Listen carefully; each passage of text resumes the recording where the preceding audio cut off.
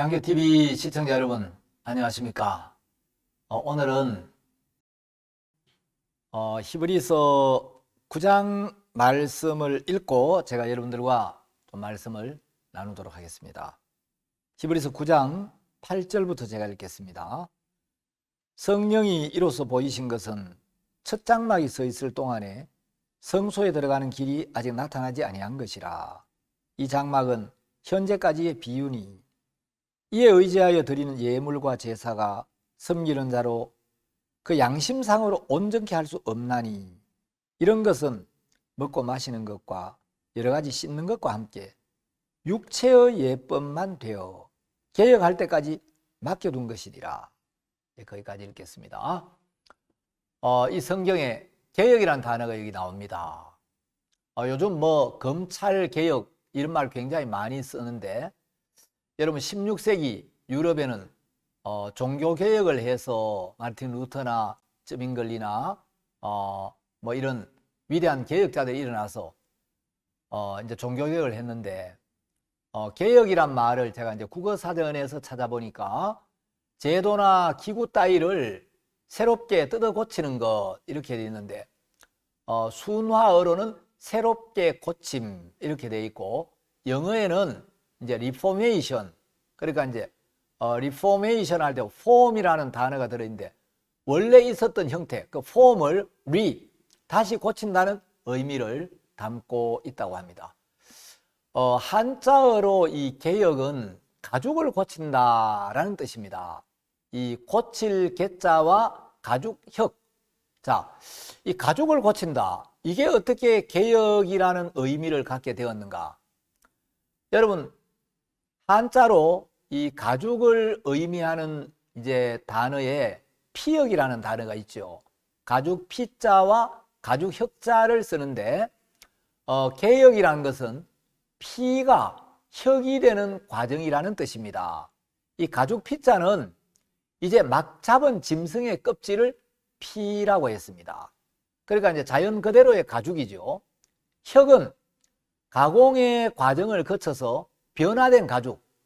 그러니까 이제 피가 혁이 되면 다시 말하면 이제 막 잡은 짐승의 껍질을 가공을 하면 가죽옷, 가죽 가방, 가죽 구두, 가죽 장갑 이제 이런 물건들이 만들어지는 거죠. 창세기 3장에 보면 아담과 하와가 범죄한 후에 하나님을 피하여 숨고 그들의 벗은 몸을 가리우기 위하여 무화과나무 잎을 엮어 그 가죽옷으로 무화과나무 잎을 엮어 치마를 해 입었다는 이야기를 제가 얼마 전에 한 적이 있습니다.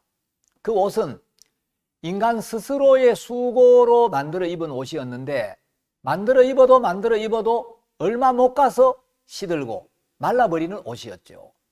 하나님께서는 아담과 하와에게 시들지 않는 옷 언제든지 입고 하나님 앞에 부끄러움 없이 떳떳하게 나아올 수 있는 가죽옷을 친히 지어 입혀 주셨습니다. 그 가죽옷을 지어 입히시기 위해서 하나님은 한 마리의 짐승을 죽여서 피를 흘리고 그 가죽을 벗겨서 옷을 만들어야 했습니다. 가죽을 취하려면 한 마리의 짐승이 생명을 잃어야 했고 피를 흘려야 했죠. 아담 하와의 벗은 몸을 그 아담 하와의 허물을 가리워 주기 위해서 하나님은 한 마리의 짐승을 잡아 그 짐승의 피를 흘리게 했고 그 가죽을 벗겨서 이제 아담 하와의 벗은 몸을 가리울 수 있는 옷을 만드셨습니다. 그래서 아담 하와의 허물을 벗은 몸을 가리워 주셔서 언제든지 벌거벗은 자기 몸에 매이지 않고 하나님 앞에 담대히 자유롭게 나아올 수 있도록 해주는 옷이 바로 가죽옷이었습니다. 그 당시 온 인류는 아담과 하와 두 사람밖에 없었죠. 아담과 하와가 범죄할 당시에 아담, 하와 두 사람밖에 없었기 때문에 하나님께서 아담, 하와 두 사람의 벗은 몸을 가리워 주신 것은 하나님께서 온 인류의 허물을 가리워서 자기 모습과 상관없이 하나님 앞에 언제든지 자유롭게 나아올 수 있도록 해주신 그 영원한 은혜를 의미하고 하나님이 우리 인류에게 주신 영원한 의를 의미하고 있습니다. 그 짐승의 피 흘림과 죽음으로 말미암아 얻은 가죽이 아담 하와의 벗은 몸을 가리우고 언제든지 하나님 앞에 나아갈 수 있도록 해주었듯이 예수 그리스도께서 우리 죄를 위한 속죄 제물이 되어 주심으로써 우리의 모든 죄와 허물이 가리워지고 하나님 앞에 자유롭게 나아갈 수 있게 된 것입니다. 이것은 예수님께서 우리에게 주신 값없는 의, 영원한 의의 옷을 가리키고 있습니다. 자, 최초의 개혁은 창세기 3장의 두 옷에 나타나고 있습니다. 인간이 자신의 수고와 노력으로 자신을 가리우려는 그 수고와 노력이 무익함을 느낄 때 하나님께서 인간의 행위와 전혀 상관없는 의의 옷을 은혜로 주시는 거죠. 무화과나무 잎으로 만든 치마를 벗기시고 가죽옷을 만들어 입히신 하나님이 참된 개혁을 보여주신 것입니다.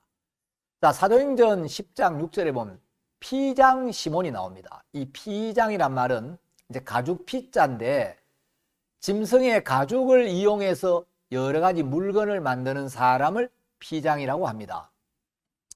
여러분, 예수님은 이 세상에 오셔서 여러 가지를 개혁하셨습니다.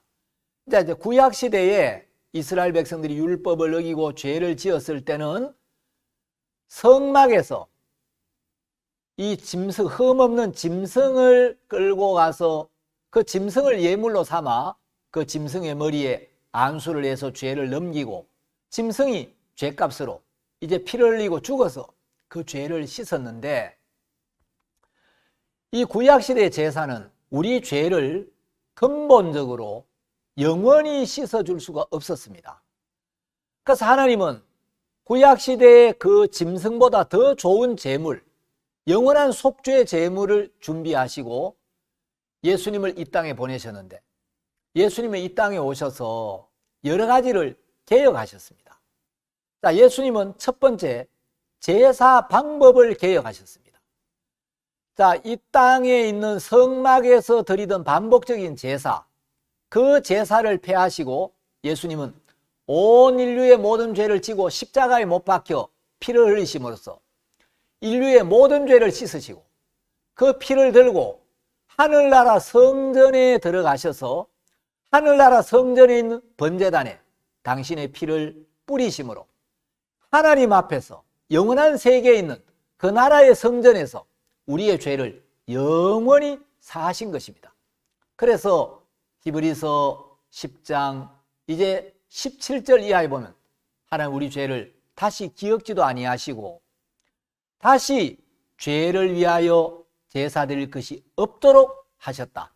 죄를 위한 제사가 끝이 났다는 거죠.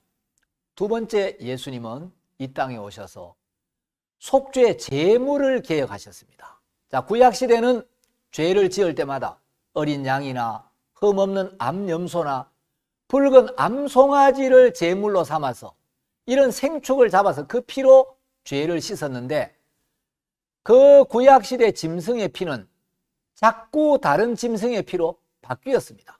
예수님이 오셔서 당신의 몸을 우리 죄를 위한 속죄 제물로 드려서 우리의 죄를 근본적으로 영원히 씻어주심으로 이제 다시 죄를 위하여 제사 드릴 필요가 없도록 영원한 제물이 되어 주신 겁니다. 세 번째, 예수님은 제사 장소를 개혁하셨습니다. 구약시대는 율법을 어기고 죄를 지었을 때 성막에서 죄를 사하는 제사를 드렸습니다. 이제 예수님은 우리의 모든 죄를 씻으시고 그 피를 흘리시고 그 피를 들고 하늘나라 성전에 있는 번제단과 속죄소 위에 당신의 피를 뿌림으로써 하늘나라에서 영원한 세계에서 하나님 앞에서 우리의 모든 죄를 영원히 씻어주신 것입니다. 네 번째, 예수님은 제사장을 개혁하셨습니다. 자, 우리가 살고 있는 이 세상은 시간이 흘러가고 있습니다. 현재는 과거로, 미래는 현재로 계속 시간이 흘러가죠. 그 시간계에서는 시간의 흐름을 거스릴 수 없는 제사장들이 계속 죽어가야 했습니다. 그런데 예수님은 영원히 계시기 때문에 그 제사 직분도 갈리지가 않는다는 거죠. 구약시대는 제사장이 죽으면 또 다음에 새로운 제사장이 죄를 씻는 제사를 드렸는데 예수님은 영원히 살아계시기 때문에 이제 예수님은 우리 죄를 위한 영원한 제사를 드리시고 우리에게 영원한 제사장이 되셨기 때문에 그 제사 직분도 갈리지 아니한다고 성경은 이야기를 하고 있습니다. 자, 예수님이 오셔서 또 이제 개혁하신 건 율법을 개혁하셨습니다. 예수님은 율법을 개혁하시고 은혜의 약속을 세우셨습니다. 율법은 우리 보고 잘하라, 죄를 짓지 말라, 착하게 살아라, 우리의 행위를 요구하는데 은혜의 약속은 너희들은 율법을 지킬 수가 없어. 너희들은 선을 행할 수가 없어. 너희들 아무리 애를 써도 온전히 될 수가 없어. 그래서 예수님이 너희들의 모든 죄를 지고 그 죄를 위하여 십자가에 못 박혀 죽으셔서 너희들의 모든 죄를 씻어주시면 너희들이 영원히 의롭게 돼. 그래서 너희들이 얼마나 이 율법을 잘 지켰느냐, 이게 중요한 게 아니고 예수님이 너희들을 위하여 무슨 일을 하셨는가, 예수님이 하신 일, 예수님이 너희들에게 베푼 은혜를 바라봐야 돼. 그래서 율법을 개혁하시고 우리에게 영원한 은혜의 약속을 세우신 겁니다. 그리고 예수님이 또 개혁하신 것은 히브리서 10장에 보면 첫 것을 폐하시고 둘째 것을 세우셨다. 여러분, 첫 것은 율법의 행위로 말미암는 삶을 이야기하고 둘째 것은 온전하고 영원한 은혜의 약속을 이야기합니다. 이제 구약시대의 속죄제사, 율법에 따라 드리던 그 속죄제사를 폐하시고 둘째 것, 예수님이 우리의 영원한 속죄 제물이 되시고 우리의 영원한 제사장이 되셔서 우리의 모든 죄를 지시고 십자가에 못 박혀 죽으심으로 우리를 영원히 의롭게 하신 것, 이것이 바로 둘째 것이죠. 그래서 예수님은 첫 번째 것을 개혁하시고 둘째 것을 세우셨습니다. 자, 이제 예수님이 우리에게 원하는 게 하나 있습니다. 우리의 생각을 부인하고 말씀을 받아들이는 것입니다. 생각의 세계에서 하나님의 말씀의 세계로 우리 마음을 옮기기를 원하는 것입니다. 육에서 영으로, 세상에서 거듭난 교회로 우리 마음을 개혁하고 옮기시기 위하여 성령은 오늘도 여러분 마음에 역사하고 계시고 여러분 마음을 두드리고 계십니다. 여러분, 예수님이 오셔서 무엇을 개혁하셨는지 성경을 통해서 여러분 잘 확인해 보시고 여러분 마음에 그리스도로 말미암는 참된 개혁이 와서 이제 종교개혁이 아니라 정말 생각을 버리고 말씀을 받아들이고 육에서 영으로 여러분의 마음이 옮겨지는 참된 마음의 개혁이 있어서 여러분의 구원이 임하고 영생이 임하고 평안이 임하고 여러분 마음에 놀라운 소망이 임하게 되기를 바랍니다. 공감하시는 분들은 좋아요와 구독 신청 눌러주시고 또 여러분 마음의 간증을 댓글로도 표현해 주시면 감사하겠습니다. 감사합니다.